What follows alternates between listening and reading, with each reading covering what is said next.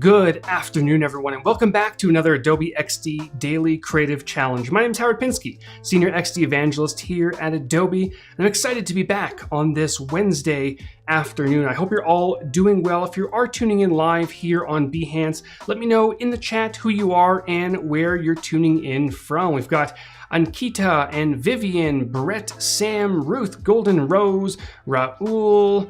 Great to see all of you. New faces, old faces. Hey, Nicole, great to see you as well. Throw your name in there. If you're tuning in on YouTube, head on over to behance.net/Adobe Live so we can chat along and you can have a good time. All right, so day number 2 of the XD Daily Creative Challenge is upon us. Yesterday, we tackled our profile screen, and today we're going in a different direction. I'll get to that in just a moment. Head on over to behance.net/challenge/XD. And then you can see all the information about these challenges. 9 days, 9 challenges. Very good time. February 1st to, I think it's the 12th actually, 26th, not correct, so ignore that one. If you haven't pressed that big blue button at the top, press the big blue button so you can get notified when new challenges are released. If you're new, if you haven't participated in these challenges before, we're also running Photoshop and Illustrator challenges as well in addition to XD. Every single day except the first Monday throughout these challenges, you are going to receive a template and a prompt. And I'll get to today's prompt in just a moment. You can join us in our community chat on Discord. We have, I don't know how many people. We have, last I checked, there was like 55,000 designers in Discord. It's probably a lot more than that now. You can get all the information about the challenges in here. You can share tips and tricks, ask questions, just chat amongst fellow designers. But more importantly, if you are participating in these challenges, you can hop into the challenge channel. And by the way, Gus did a little bit of cleaning, added some emojis. I have a theory. I think that Gus changed the name of this channel to just challenge because I could not pronounce when it was current challenge. See, I still can't pronounce it. So thank you, Gus. It probably wasn't just for me, but I appreciate it. You can submit your work. You can get feedback, give feedback. There's some fantastic mentors. Look at all these posts just from yesterday. It's amazing. All of you are fantastic. And I've seen a few people have sent me private messages or have just posted publicly that their work isn't that great, so they're afraid to post it. Never be afraid to post your work. Your work may not be good in terms of, professional standards, but all of us have been in that situation where we've all thought our work wasn't good. And maybe it wasn't that great, but we've built our skills. We've learned something new, and then we did become great. So keep working, post your work in Discord, ask for feedback, and continue to improve. So we've got Chris Cannon, Matt, Peter, Sean, Valdair as mentors. Hop in there, talk to them, get some feedback. It's a good time. All right, you can watch us live. I am live 2 o'clock Pacific time every single day, Monday to Friday. And then you can share your work, like I told you, in Discord, also on Behance using the keyword XD Daily Challenge. So yesterday, like I mentioned, we tackled the profile screen for this mobile application. And today we are moving on to use scroll groups to create content cards. It's gonna be a lot of fun. And one thing, if you missed it, that I'm doing a little bit differently this time around is I'm also creating separate videos for every single challenge throughout these 2 weeks, so that if you missed the live stream or you don't care for the blibber blabber at the beginning like I'm doing right now, you can go to youtube.com/Howard Pinsky. I've got the profile screen right here, and in videos, you can also see the scroll cards video right here that we're about to tackle today. And tomorrow, there'll be a new one, so head on over there after this stream. All right, on to Adobe XD. Here is the template for today.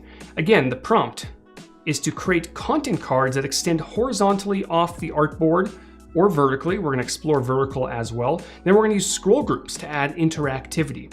And like I mentioned, here's the link so you can watch the video afterwards. Got some inspiration over here. And if I pan over to this side, this one over here is not included in the template, but I just put it there so you can see what we're working on or what we worked on yesterday. And I may incorporate some of what we work on today into this screen as well. All right. So we are going to dive into this and we are going to start exploring the wondrous world of scroll groups. So we've got our artboard here called Scrollable Cards. That's also a mouthful. And to match the rest of our design, I'm gonna darken this artboard. So I have the artboard selected. I'm gonna press the I key on my keyboard to grab the eyedropper and boop, there we go. Perfect.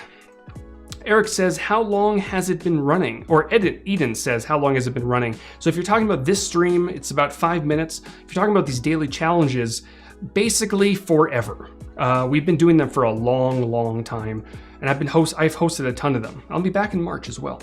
All right, so we've got our lovely dark artboard, and at the top of this screen, I don't have any guides on this artboard yet, but I do have guides on this artboard. I may want to bring those over. Now, of course, you can go ahead and just drag out some guides like this. Or if you do have an artboard with some guides that you want to use, select that artboard, head on over to View, Guides, and then Copy Guides. Back over here, View, Guides, Paste guides. Simple, right? Now, at the top of this artboard, I may want 2 icons. One, I might want a profile picture. Now, I already have one over here on this artboard here, so I can just continue to use some of these. So I'm going to dive in here, copy this, hop over here, and paste it. Now, it's a little bit too large. You probably don't want something that large on this screen, so I'm just going to bring it on down just like that. Now, in this particular example, we are designing for the iPhone 10, iPhone 11, 12, any of the newer iPhones. You have to keep in mind that there's that lovely notch at the top. We all love the notch, right? And many other phones have notches too. So there's, it's about 45 pixels from the top. You want to make sure you don't put anything too close to that. Otherwise, it's going to get in the way of all that information up there. So I'm going to pop it somewhere right about here. And then over to the right, we may want something else, maybe a chat icon. We might want a messages icon, that sort of thing. So I'm going to hop into my plugins right here down at the bottom left-hand corner. I do have the Icons for Design plugin installed, and I showed you that yesterday. I'm going to type out chat, and we've got some fun-looking icons here. You can just select and drag or click and pop in there. This one looks pretty good. And pop it over to the side. Whoops. Put that back down there. Lost my cursor. Here we go. I'm going to set the fill to white, makes it a little bit smaller. And there we go. Now, one thing I'll also mention, I'm not going to touch too much on this right now, but this icon, if I'm looking at it, it's about 20 pixels width and height. And the recommended hotspot for touch devices is about 42 to 45 pixels. So if your icon is a little bit smaller, what I would suggest is just grab a rectangle, drag one out somewhere in that 42 range, and just pop it behind this icon and put it into a group. That way, if you are previewing this on a mobile device, you won't have any problems missing it just a little bit to the left or to the right or whatever it might be. All right, so we've got our chat icon looking okay. It's not as fancy as this one, so I'm gonna cheat just a little bit. I'm gonna grab this one and pop it on this artboard. Don't tell anybody. You saw nothing. But I did show you how to access your icons in your plugins. All right, so getting on to what we're actually gonna be designing today. Right down here, I want to start creating some cards that you'll be able to scroll through, both horizontally and vertically. So I want to start with a profile photo of the user that posted this particular image. So with my rectangle tool this time, I'm going to hold down my shift key to constrain it to a perfect rectangle, or a perfect square, I should say. Drag one out just like this. Let me zoom in so we can see what we're working with. And I'm going to round out the corners. Let's try about, I don't know, 16 might be too, yeah, 16 is way too much. Let's try about 8 pixels, and you can do that in your properties inspector as well as directly on the canvas. And we're gonna leave it blank for now. We will go ahead later on and drag in an image, but for now, leave it nice and blank. Now, over to the right, we may wanna put the user's name. So I'm going to grab my text tool, shortcut key T, and click, just like that. And I'm just gonna, for now, again, it's gonna be all placeholder text. I'm gonna do username, and this is way too big. And what I always stress is when you're designing very zoomed in, like I am right now, just go ahead and hit that play button at the top, just so you can see how things look a little bit more zoomed out, what you would see on a phone or a device. Obviously way too big. You can also put this over to the side, and as you're designing, it's gonna update in real time. All right, I'll pop this right. Let's try, go down one more pixel to about 14. And then Sophia Pro is pretty good for the typeface. Medium, not bad. Semi-bold might be a little bit too bold, so let's stick with medium for now. And then right below, we may want to put a little bit more information. If you're familiar with Instagram or these other platforms, sometimes you can put some sub-information, location, that sort of thing. Maybe this one could be a design-based social media platform. So I might write, I'm going to make sure to left align this. Currently designing, let's see, I don't know, we'll just go for social media application, right? Now, because this is secondary information, this text layer, way too large. So I'm going to drop this down quite a bit. Let's try 12. I'm also going to drop the weight down as well to about regular, and maybe even the opacity. And again, I'm going to press the play button just to see how things are looking. Not too bad. I may consider dropping it a little bit more. I may be pushing it with 10, right? Eden's asking what's the smallest amount of text pixels you should go for. 10 is probably, you probably don't want to go lower than 10. I would argue 12 is probably the floor. 10, it could probably pass in this case because it is very secondary information, could even be tertiary information, right? But I really wouldn't go much lower than this, unless you really have to. All right, so I'm gonna pop that there, make sure both of these are centered. Now, over on the right-hand side, we may want a very quick menu icon. And for this, I'm gonna grab my ellipse tool, draw out a lovely little dot. Let's see how that looks. It looks like a great looking dot, isn't it? Now I want 3 of these, and this is a perfect opportunity for a repeat grid. So I have my 1 dot selected. I'm gonna hit the repeat grid button right here at the top right-hand corner, and boop, and drag out 2 more, and squish them on in. And now I have a little menu icon. Beautiful. Now I don't want this menu icon in our faces, so I'm gonna drop this down quite a bit. Let's try 40%. It could do, not too bad. Chris is saying 10 is too tiny for my old eyes. I agree. 10 might be a little bit too small. So again, 12 is probably the floor, 10 if you really have to. All right, Aubrey's asking, why are borders on by default? Big conversation, something that I know the team is aware of, but for the most part, very, very quickly, I believe it's accessibility reasons, because if you draw out a rectangle and the rectangle's white and the border was not on, wouldn't be able to see anything. So it's there for accessibility, but it would be nice maybe in some point in the future if we can set our own defaults, for example. But the team is definitely aware of things like that. All right, so now down below this information here, we may want a nice large square for an image. So I'm gonna grab my rectangle tool one more time, drag one out across here. And for this one, because we're using a lot of rounded corners in this application, I'm gonna also round out the corners here as well. Let's try 16. We can always come back and change it a little bit later, but 16 looks pretty good. It's got this fun little feel to it, right? Again, we're gonna leave this blank for now.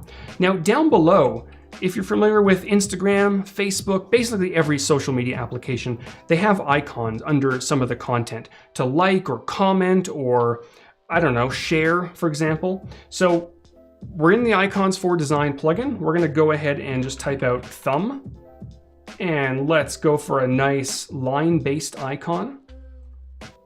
Now I mentioned yesterday, this plugin, for whatever reason, throws icons wherever it feels like sometimes. Otherwise, I love this plugin.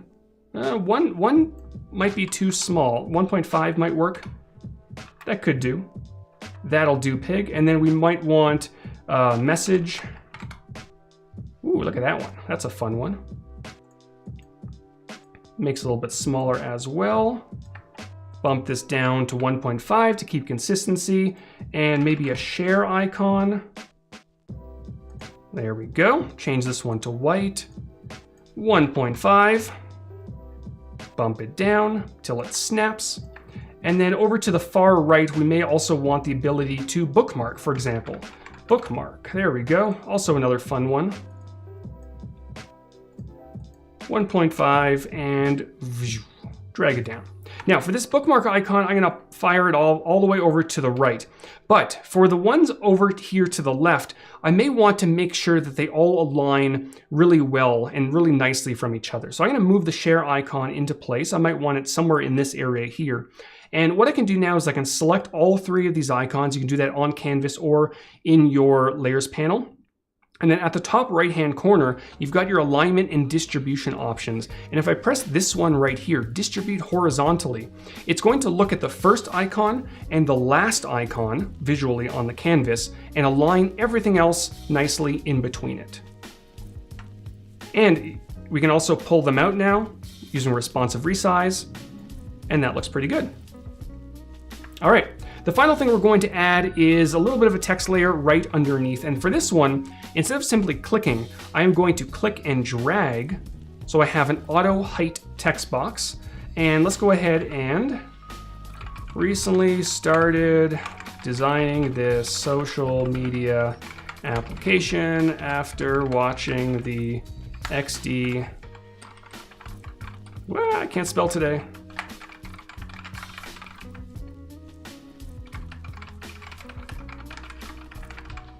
There we go.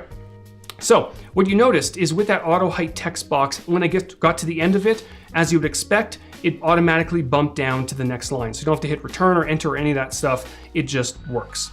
And you can also adjust the line height if you feel it's a little bit too squishy. There we go. Looks great. Now, I lied a little bit. One more thing we want to add is a separator, so that when we do add additional content, there's a little bit of a visual separator that shows, this is one piece of content, and then there's another one below that. So with the rectangle, I'm actually going to break the bounds a little bit and drag it from the left-hand side of the artboard all the way over to the right, just like that. And for this one, what we're going to do is almost make it look like it's embossed into the screen. So I'm going to sample this background color, and then maybe bring it down just a little bit more so it's a touch darker. And then for the border, I'm going to push it on the outside of this shape. And then let's experiment with something right around here. Very subtle. You don't want to go too crazy with these separators. Just a very nice separator right about there. And let's take a look. That looks not bad. I would probably move it down a little bit more so there's some breathing room. These icons look a little bit too large if I'm being honest. So I might want to bring them down a touch. I can also select that one, make these a little bit smaller. There we go. That's looking a little bit better. Whoops, that's the one I want. Perfect, okay. So we've got our icons, we've got our separator, we've got everything looking pretty good. And now what we want to do, we want to make sure that things are nicely organized. So what I'm going to hop over to is my layers panel, and I'm going to name some of these. Let's call this break. Jessica is saying, I missed it yesterday, but why is it good practice not to use true black? I wouldn't say it's good practice. It's more aesthetic, for aesthetic reasons. Pure black is sometimes a little bit too jarring. However, what I mentioned yesterday, I believe, is that if you're designing specifically for OLED devices, pure black is wonderful because it helps save battery life. It's just a lot of designers have a personal preference not to go pure black because that little bit of gray adds a nice softer feel to our designs. But again, personal preference, and in some cases, pure black is wonderful. All right, so I'm also going to group some of these elements. I'm going to group all the icons right here, Command and Control G. Call this icons. And what I will mention is that we're gonna get into stacks a little bit later on, but I can turn on a stack here, and this will allow me to dive in here and just rearrange these icons. Now, of course, because this bookmark icon is all the way over there, it kind of throws it off a little bit. So what I would do in this case is actually grab these three icons, call this left, stack them, and now I can shift them around as I need to, just like that. All right, so we've got our first, actually, let me group this as well. Group, and this will be called user, and we're gonna call this image. All right, so we've got everything looking pretty good, right? But of course we need some content, and this is where repeat grids can come into play. So what I'm gonna do is with all of these elements selected, so I've got the username, the image, the icons, the text, and also that break at the bottom. Got all of it selected. At the top, I'm gonna hit that repeat grid button, just like we did earlier with the menu. And this will allow me to drag out additional content cards going down my artboard, right? So we've got 3 of them going down. Now, if I were to simply press play at the top, looks pretty good, but I can't really scroll just yet. So this brings us to the first way of scrolling in XD, is selecting the artboard and then dragging the handle down so you can see all the content. This will reveal on the left-hand side our viewport height. Anything above this will be visible immediately, anything below will be visible when you scroll. So if I do go ahead and play, I can now scroll down. And in a moment, I will show you the other way of scrolling using scroll groups. But in terms of content, because we're using a repeat grid, I can hop over to Finder and select a few of these images here and drag them directly into one of these squares, and it's going to automatically populate all the other similar shapes in the other cells of the repeat grid. I can do the exact same thing for the other images. So let's go ahead and grab this coffee shot that I created, maybe this dashboard, and also maybe the music application. Just pop these in, boop, and there we go, right? Wonderful. Now, another thing you can do is you can actually use plain text documents. So if I hop over to this folder here, I've got some simple names, I've got some first names as well. I can just drag this onto this text layer, and it's going to automatically populate all these. Now, one thing I did notice is that I have this set to center. Now, if I left align it and then shift this on over, you're going to notice because I made those styling changes on one of the cells in the repeat grid, it automatically pushes it to all of it. Now, another thing you can do is you can also utilize a plugin. So if I hop over to my plugins one more time, I do have the repeater plugin, or repeater, I'm not sure how to pronounce it. I do have that selected. And I'm going to find the username text layer, which is right here. Select that. And if I type in, let's say, user, I have this internet category. And I can find username right down here. And I can either add prefixes or suffixes, or I can just choose some random usernames. And you're going to notice it gives me these fun usernames that I can use on my projects. I'm apparently Brielle64 right now. There we go. All right, so that's looking pretty good. Now, another way of scrolling is to use scroll groups. So what I'm able to do, let me move this on up a little bit, is I can select this entire repeat grid, and over to the right in my properties inspector, I can either choose a horizontal scroll group, a vertical scroll group, or horizontal and a vertical scroll group. Let's go ahead and choose vertical, and we're going to get these two handles, one at the top right here and one at the bottom. Now, the one at the bottom, we probably want to stick it right there unless we have a navigation bar. Then we might want to move it on up a little bit. So anything inside of this area is going to be visible at all times, and anything outside will be visible upon scroll. Play, and now I can scroll, right? Eden is asking, when you repeat grid these rectangles, how does it do the grouping? Are there different groups? So, for repeat grids, it'll take on the groups that you've already set. So it doesn't really do anything differently. So if I dive into this repeat grid, all the layers and all the groups are exactly the same.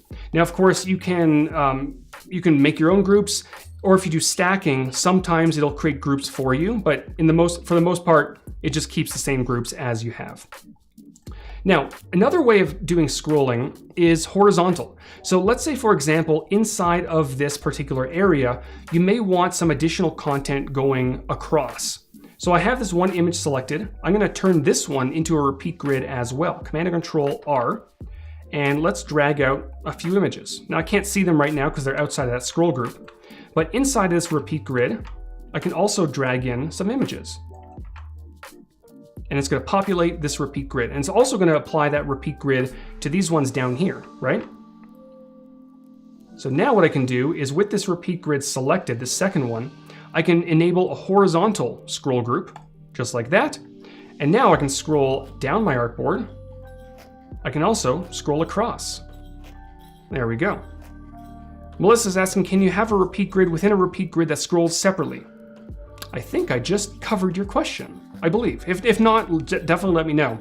But there's like a 15-second delay, so you probably didn't see it until or you probably didn't ask your question until I actually, whatever. Time is weird, delay, that sort of thing, right? So that is going to about do it. And of course, you can grab this entire thing, copy it, pop it on this artboard here, and then you can put this whole thing if you want to. Let me deselect this background. Right, so I've got all this selected. I can put this whole thing into a scroll group, just like that. There we go. We've got scrolling and scrolling and scrolling and scrolling, all the scrolling, right? It's probably not very practical to have a scroll group in or a vertical scroll group in a vertical scroll group.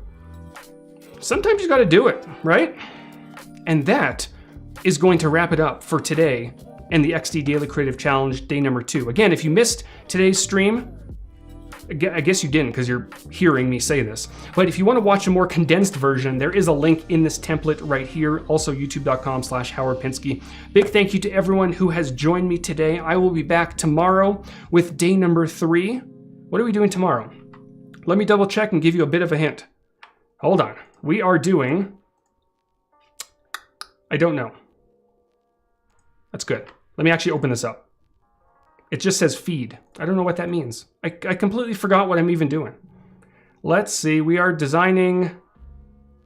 Oh yeah, friends feed. That'll be fun. All right, that'll wrap it up. Thanks everyone, and I will see you all next time.